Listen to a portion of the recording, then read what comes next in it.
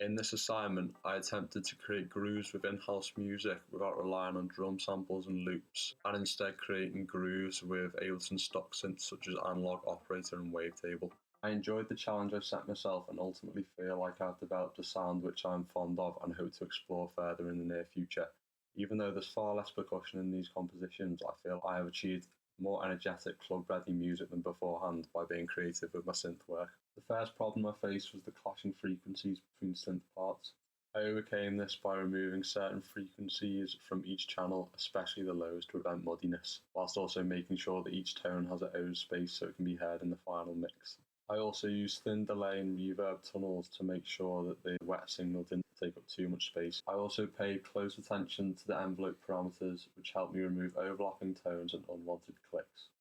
At the back of the mix, I made sure each element had a refined EQ, more reverb and delay, and a longer attack and release, whereas at the front, shorter attack and release, often higher resonance so the tone stuck out. Finally, I made sure all unwanted lows and highs were removed to make space for the kick and hats. The next problem I faced was creating interesting percussion parts to keep the listener intrigued.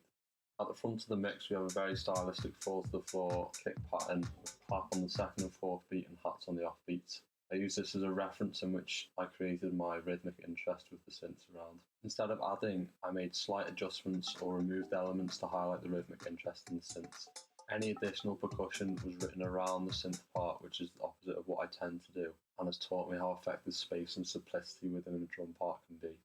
Finally, I had to make sure each piece made musical sense. I made use of automation with the cut-off, autofilter and delay.